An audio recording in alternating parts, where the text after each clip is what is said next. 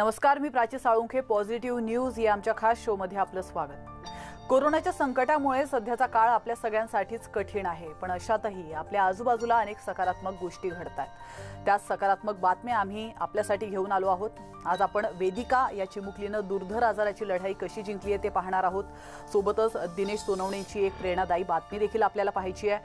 मरणानंतर केलेल्या अवयवदानातून त्यांनी 5 जणांना जीवनदान दिलंय. तर पुण्यातल्या एका शाळेची ही सकारात्मक बातमी आपल्याला बघायची आहे. चला तर मग बघूयात आमचा खास शो पॉझिटिव्ह न्यूज.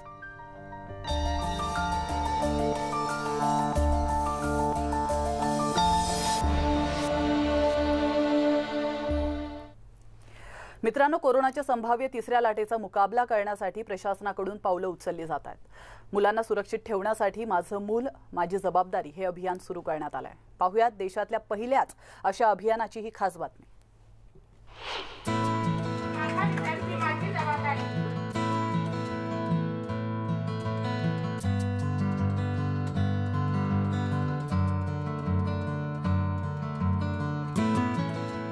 लहान मुलांची ही अशा प्रकारे आरोग्य तपासणी सुरू आहे. सोलापूर जिल्हा परिषदेकडून सुरू करण्यात आलेल्या माझं मूल माझी जबाबदारी या अभियानाअंतर्गत आरोग्य तपासणी केली जातीये. झेडपीच्या शाळांमध्ये ही तपासणी सुरू आहे.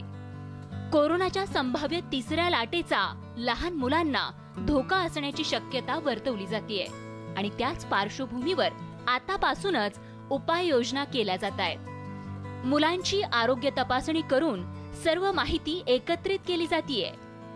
सोलापूर जिल्हा परिषदेनं सुरू केलेला हा उपक्रम अशा प्रकारचा देशातला पहिलाच उपक्रम ठरलाय. माझी तपासणी केलेली आहे. उंची आणि वजन तपासणी केलेली आहे. बाकीच्या मुलांचे अजून तपासणी सुरू आहे. कोरोना टाळण्यासाठी आपल्याला सतत हात धुवायला पाहिजे, मास्क लावायला पाहिजे.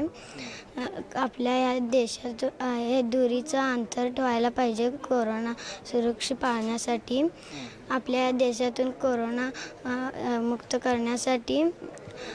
करण्यासाठी सुरक्षित पाळायला पाहिजे.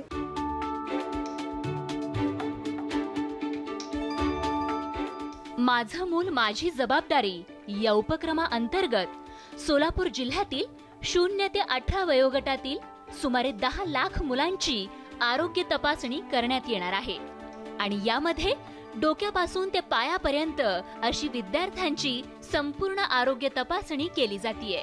त्यामुळे आजार झाल्यावर उपचार करण्यापेक्षा आजार होऊच नये यासाठी हा उपक्रम असल्याचं झेडपीच्या सीईओंनी सांगितलंय.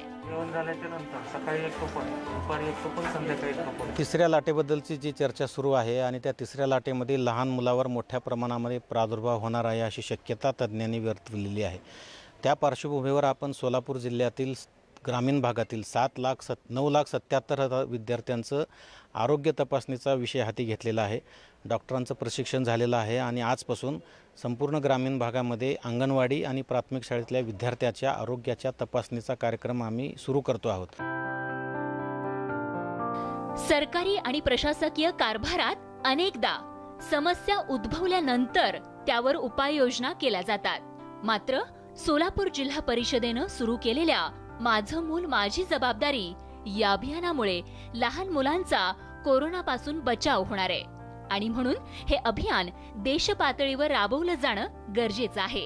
आणि तसं झालं तर त्यामुळे कोरोनाला रोखण्यात निश्चितच मोठी मदत होईल. सोलापूरहून व्हिडिओ जर्नलिस्ट अनिल कांबळेसह Sagar Suravase, bureau report, news 18 Lokmat.